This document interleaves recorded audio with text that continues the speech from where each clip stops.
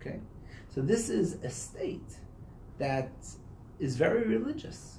You might say, well, we're not a religious country. Yeah, but there are local governments that are religious, and they might not be allowed to drive you out of your homes like they did in Spain and Portugal and France or whatever other countries, but they can still discriminate against people, and it's not a fun life to be discriminated against. So this is a problem, even in America, with allowing the state to be religious. And Alabama, the governor gets his votes, and the senators get their votes usually, and that's it. The judges get their votes. Who are the judges voted in by? By the population, which is the religious population. Should this be allowed or should not be allowed? And finally, we go to text number 5, which is the original, which quotes, I think, the letter. Let me just see. Yeah, sure. At the end of the article, it's from a judge. I don't remember what it's called when the judge writes a brief, right? A brief. A writ. W-R-I. So at the end, he references the letter by Jefferson about the wall of separation between church and state, but he goes on to explain that the early Europeans escaped in order that the government should not have power over them. That was the whole point. But the problem was that when they came to America, they were still persecuted, they were still discriminated against. And therefore, the only way to really make sure that there was no discrimination was to create this wall, as Thomas Jefferson calls it, between church and state. Because otherwise, there is going to be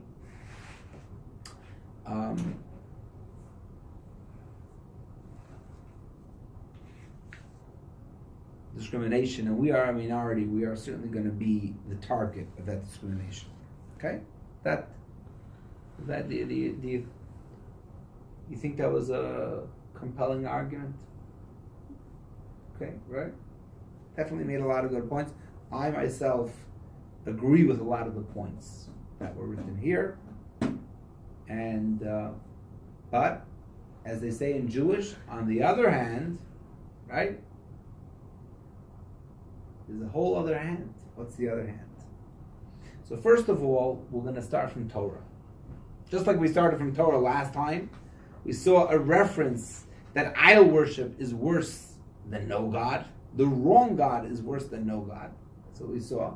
Now we're going to see a reference in Torah the other way. Okay? What does it say in Torah? Page 256, text 6a. God spoke all these words, saying, the first 2 of the 10 commandments. Everybody, it's one of the rabbi's tricks. Everybody thinks they know the 10 commandments.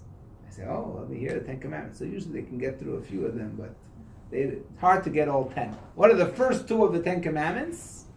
I am God, your God, who took you out of Egypt, out of the house of slavery. And the second one is, you shall not have other gods in my presence. Okay? One is that I am the true God. I am God, your God. I took you out of Egypt. Worship me. Don't have any false gods. What does this tell us?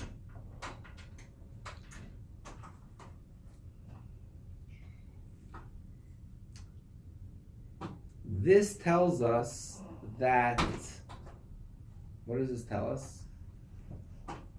It tells us that, you know what, if somebody has a false god, okay, so they have a false god, at least they're keeping the first command. It's a little bit the opposite perspective. At least they believe in God. Do they believe in the first commandment, I am God, your God?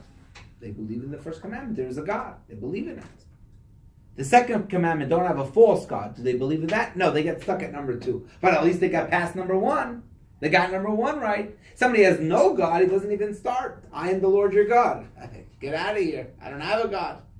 So he failed completely. He got a 0. The one who has a God but doesn't have the right God, at least he has a God. And this idea is stated clearly in text 6b by the Ibn Ezra, who was a very great commentator.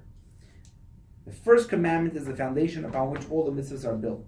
After that comes the command, you shall not have a foreign God. The corruption of one who does not believe in God is greater than the corruption of one who worships idols. As the idol worshippers also believe in God, only they incorporate others with him. Many of the religions believe, by the way, in the same God we believe in. For example, Christianity believes in God. And they believe in one God. But they believe that that one God has helpers. Or has the Trinity. So there are three opinions going on over here. Or whatever it is. But the point is, at least they have a faith. You know? Now, that's from the Torah. The Rebbe, now we first get to Chabad. Now you want to hear what Chabad holds, right? Everybody's waiting to hear what is the Chabad philosophy. I have to keep an eye on the clock to make sure that we cover all the bases tonight. Okay? So, the Rebbe, by the way, just to let you know, there's going to be two sides of the debate. And then there's also going to be a third perspective. As usual, I try to give you a third perspective. The Rebbe says like this, and he's talking about giving support to the private schools, to the yeshivas. This was an issue that the Rebbe was very important to the Rebbe because many Jews don't educate their children in a yeshiva because it costs so much more than a public school. Oh, it's all free. And you have to start paying tuition to a yeshiva. If it's a cheap tuition, it's $5,000 a child. It can be 10 if you can find such a school, right? It can be 10 and it can be 20. And if you have 2 children, it's fine. If you have 5 children, it's a lot of money a year. Okay. So the Rebbe wanted very much that the government, state, federal, I think it's mainly the state who makes these decisions, should give vouchers for the tuition at the schools of the yeshiva. And the Rebbe said that there are those that argue. Let's read it. It's interesting. Text number 7, page 258. The Rebbe says there is a proposal that the government should provide financial support to Talmud Torahs and yeshivas. But as always, there are those who are trying to counteract the support and prevent the Torah learning from Jewish children, God forbid. What do they argue? They argue that such support is against the Constitution. So first of all, the Rebbe has a good point. This I think is a great point. This is a strange argument, right? It's against the Constitution. So therefore, we shouldn't provide Torah education because it's against the Constitution for the government to fund it. So the Rebbe says, let's say that the Constitution takes precedence over Torah learning, right? And then no effort should be made to amend it in this regard.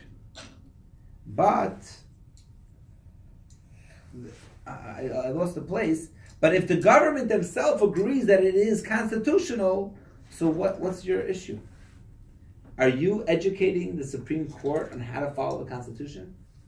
In other words, if the Supreme Court of the United States decides that it is constitutional to fund yeshivas, should we be the ones to educate the justices and say, no, it's not constitutional? You understand the point over here? Let's leave it up to the government to decide. In other words, there are those, the Rebbe pushed.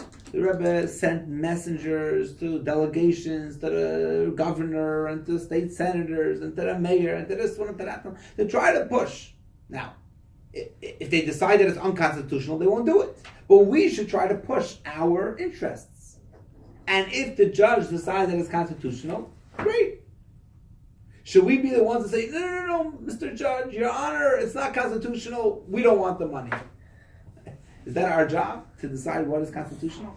Then the Rebbe says another interesting thing. is that, by the way, the Constitution was created in a way that if it has to be changed, it can be changed. Obviously, there are laws on how to amend it. But if they decide after 100, 200 years that now the law has to be slightly amended, so we can amend it. If it's right, we shouldn't do something just because it's not constitutional. By the way, parenthetically, this is going to go off. I don't want to go off. But the point is, we shouldn't do things because it's unconstitutional, we can't do it. Well, let's discuss the issues. And if we find out that it's right, we could always vote on amending the Constitution. Okay, there was another thing that the Rebbe said, that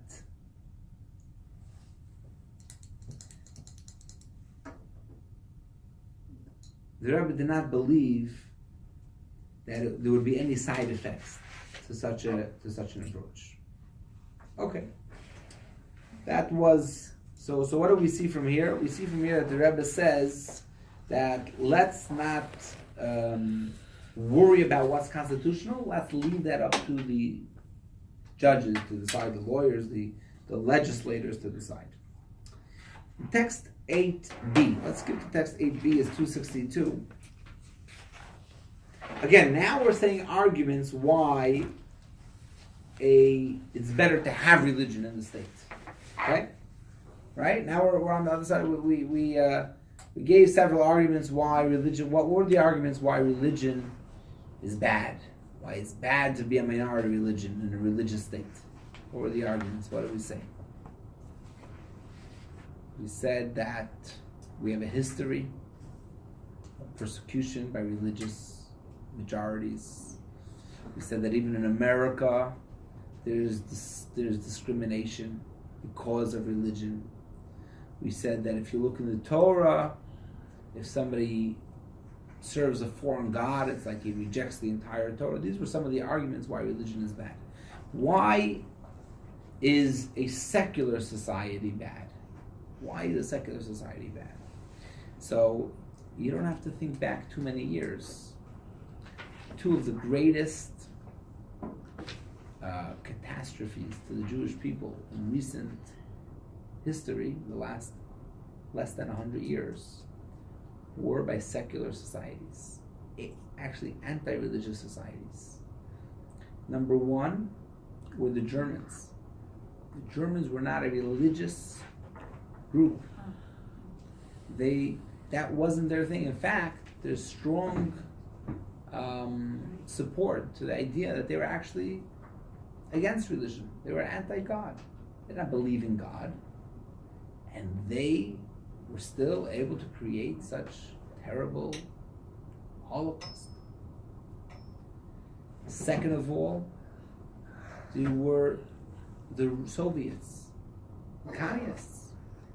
They said there should be no God. No God should be taught in school. Was that a tolerant regime? Were they a tolerant government? Or they were the most vicious and unaccepting government for a long, long time? Germany obviously only lasted a certain amount of years, 12 years, the Nazis. But the communists lasted for 70 years. Nevertheless, they were not a religious government. So in other words, this is a counter-argument. We said that the persecution of many, many years was motivated by religion, right? So now let's shift it. Now there's a secular world. Are we being persecuted less by the secular world? There could be the same persecution,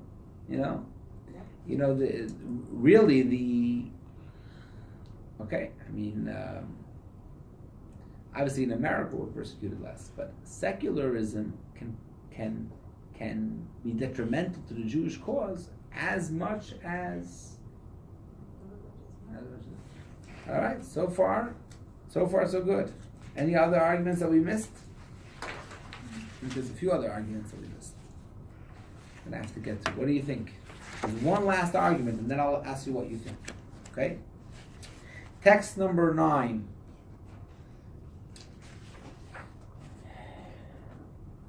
Why do I feel like we missed the text? Oh, I did. We did. Text 8C. 8C, right. Yeah. This is, I'll just tell you outside a little bit, this is a talk that the Rebbe delivered on April 15th, 1981. If you think back to April 15th, I can't remember April 15th, 1981, it was before I was born.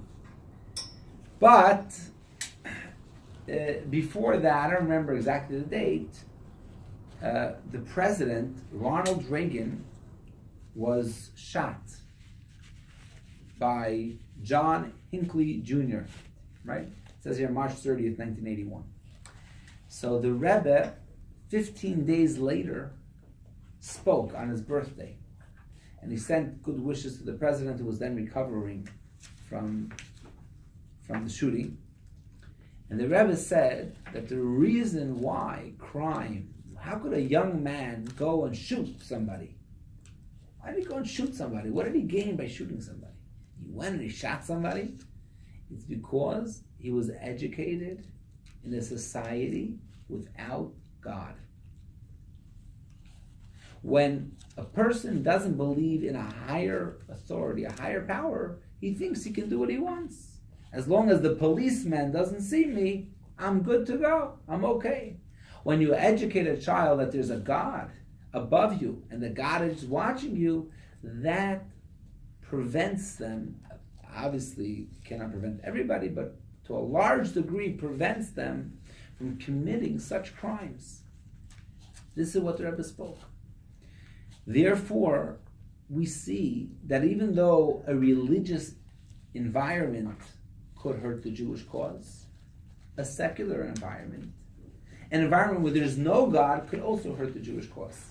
And here is, I think, now we get to the last point, which is text number 9, which I said before, I think is a very important argument. The Rebbe says that for thousands of years, governments were religious. And we realized that was wrong, that we couldn't go on this way, that it was, we have to start a revolution. There were revolutions. That was good for those days. But now we have the opposite problem. We have created a society where people don't believe in God, where people have no, so to speak, fear of God, so there's no authority above them, and it creates recklessness, it creates crime, it boosts crime, and many other things. It takes away the morality and the values, family values, and just social values. So therefore now we have to go the other way. In other words, even though maybe when the Constitution was written, it was true that they had to create this wall between church and state, because at that time, that was the critical law that had to be put in place. Because otherwise, America would have had a religion, just like every other country. If they wouldn't have made that wall and said, no religion whatsoever, complete separation between church and state, then what would have happened? America would have had a religion like everybody else, because the force was too strong. But now, 200 years later, we don't have that issue. We don't have that issue anymore. Nowadays, every religion is recognized. We're educated to be tolerant. But now we have another problem, the opposite effect, which is no religion. That's also a problem. So now that we have this problem, we should promote religions. Yes. Other religions, obviously, under American law, will be allowed to promote their symbols. And we should be allowed to promote our symbol. And the Rebbe says an analogy. Let's say a person is ill, and the doctor prescribes a medicine for him. And he gets better. And then he becomes ill again. He goes back to the doctor. Should he just take the same medicine? Or the doctor has to reevaluate. Maybe he needs a different medicine this time. In other words, last time he was sick with pneumonia. Now he's sick with something else. He needs a different medicine. So what we were sick with 200 years ago is not what we are sick with today. Now that we have read all those texts, at least we get some clarity. I mean, I'm willing to hear your thoughts, even though I kind of dominated the class until now.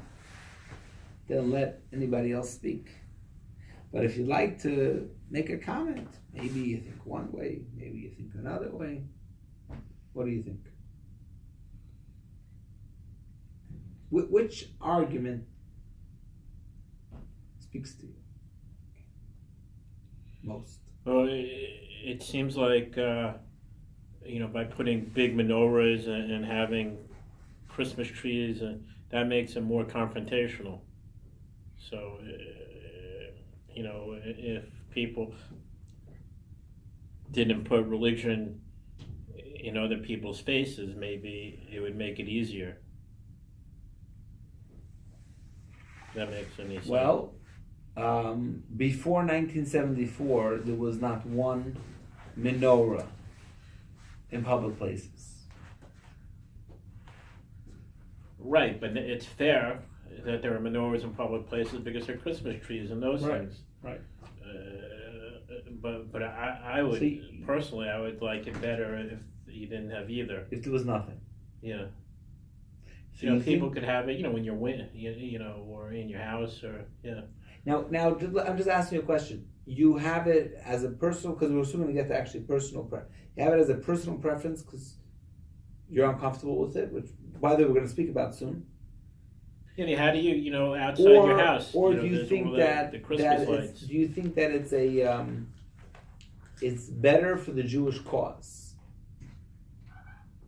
We will thrive more on having a state with no religion than a state with religion.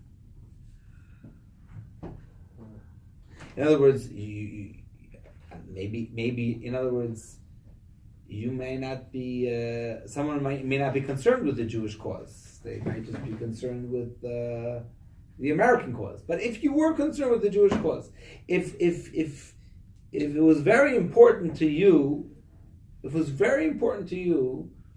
that Judaism should continue for many generations to come, till the end of time, and grow stronger and stronger, where do you think we would grow stronger?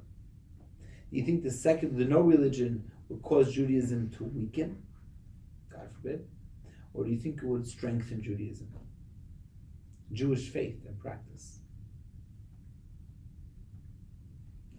Some people, and maybe you're included, might think that secular state will actually make it easier. By the way, many Jews are aligned politically to the liberal side of things. The reason is because that was always the thinking. In any religious state we went to, we were persecuted. We want to go to a state that is not religious. There's no question. The only arguments to the contrary is that now we have to see if that's going to continue, because secular states could also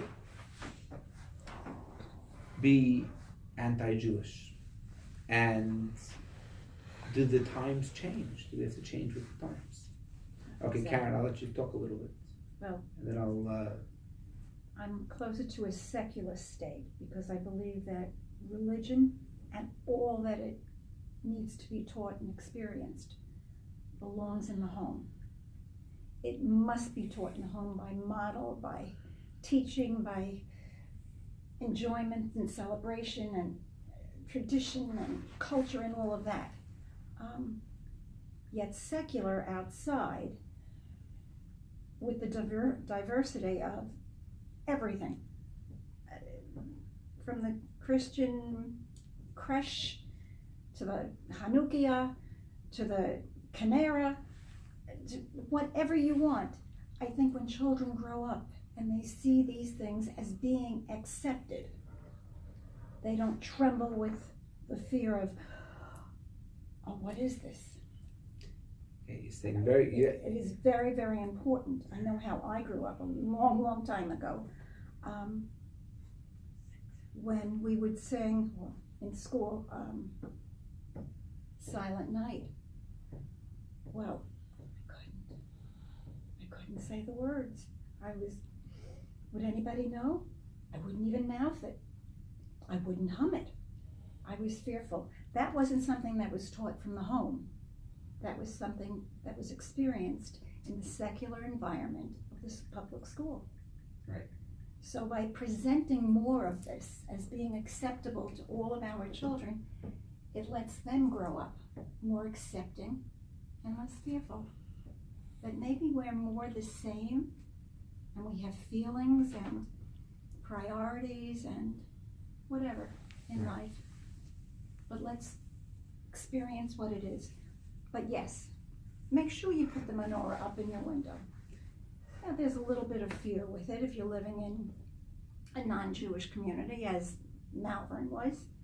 My husband and I built a Hanukkah, a big, huge one. And I served potato latkes, and all the children from around would come. And every night for the 8 nights we did it. Was I afraid of it? It was a little risky, but you do it because you're making a statement to your children. So I don't know how. I think you touched on two very important points. That point number one. So thank you first of all. You articulated your arguments very well. And 2 points that I want to take out of what you said. One is that it has to be taught in the home. You know, some people. It goes into the next thing, which is does publicizing or does displaying our Judaism cheapen it? In other words, this is point number one. Yeah. Well, 1 second. I know where you stand, but let's just. I just want to say their argument. By the way, I agree with you. I agree with everything you said. Sometimes when you have, this is people's argument, when you have the celebration outdoors, right? And you lit a big menorah. How many of those people went home and lit their own menorah? Maybe not. They said, I don't have to light a menorah at home. What's the point? I'll light a little candle. The main thing is that we went out to the parking lot, we went out to the square, and we lit the menorah over there. So but in a at certain least sense, they lit it. Right. At least they lit it. There's hope. Right. Oh. So, Okay, very good, very good. At least that. So I first of all, I agree that at home it has to be taught. It's much more effective when it's taught at home.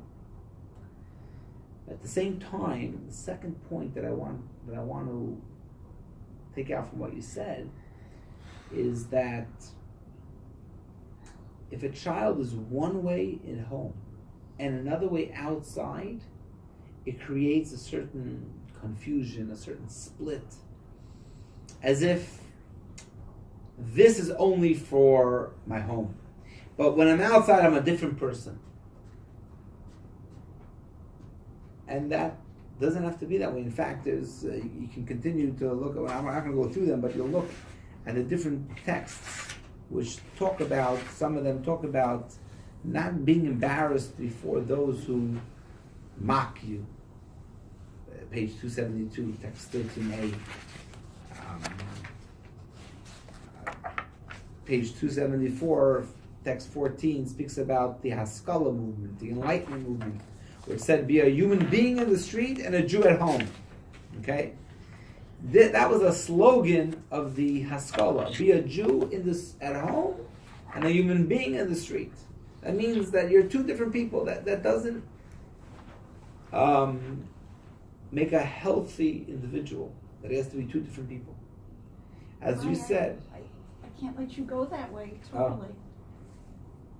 The religion in the home and the culture make you your soul, so that when you go outside, you can accept those around you, but yet know who you are. You're not giving that up. Sure. But when I say I'm not sure if. In other words, that's their philosophy was that there should be no, in the street you're no different than everybody else. In other words, in the street you're not a Jew. You don't wear a yarmulke, you don't say Happy Hanukkah. There's a certain philosophy that you can't be Jewish in the street. That's what it means, be a human being on the street. Being a human being doesn't mean accepting other people. We always have to respect other people. But being a human, their slogan was, you are just like everybody else. It happens to be in your private home. What you do is certain customs. But that's not who you are. Who you really are is a human being like everybody else. And what you do at home is at home.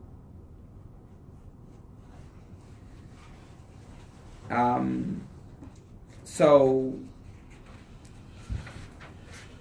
that's another part of the debate, which has nothing to do with the Constitution, if it's right or wrong. It has nothing to do with our neighbors. That has to do with ourselves. Do we want to display our Judaism publicly or not? Is it something private or is it something public? There's one more point, which I think you also touched on, and that is that we're living in a time where Jews are being lost to the Jewish nation. So we can debate, is it constitutional, is it not constitutional, is it in our best interest, is it not in our best interest, should we be public, should we be private, we can debate. But every day that goes by that we don't do anything, more and more people are moving farther astray from, I'm not even talking about strict observance. I'm not talking about just, I would love if everybody would observe every mitzvah. But I'm talking about even identifying as a Jew. Whether that means marrying Jewish, coming to Shul and Rosh Hashanah, or it means being interested in Israel, whatever Shabbat it means, candles. like that. Shabbat candles. As basic as that. Okay. Shabbat candles. So the point is that there are more and more Jews that are moving further astray. And when you make a public menorah lighting, look at the statistics. You draw from that crowd. You are actually fighting for the survival of the Jewish people. So we can talk about in a regular time, is it appropriate like this? Or ideally, what would be the ideal world? We're not living in an ideal world. We're living in a world where these are the facts. And because these are the facts, we have to take the fact. It's sort of like what the Rebbe's approach is with the vouchers. Constitutional or not constitutional. Let's just deal with the world we live in. The world we live in is that if you want to push your interest, you better make noise. Send people to Albany. Send people to Washington. Go get because the other people all have representation. They have people representing their interests. We should represent our interests. Listen, the judge doesn't allow it. We want to make public menorah lightings. Why do we want to make public menorah lightings? We're not just trying to show off. As you say, you mentioned before, we don't want to be confrontational. Maybe that's a good argument, right? It is a good argument. This way or that way. But the bottom line is that there are Jews that wouldn't know it's Hanukkah or wouldn't care that it's Hanukkah only because you're making a public menorah lighting. So I think to summarize,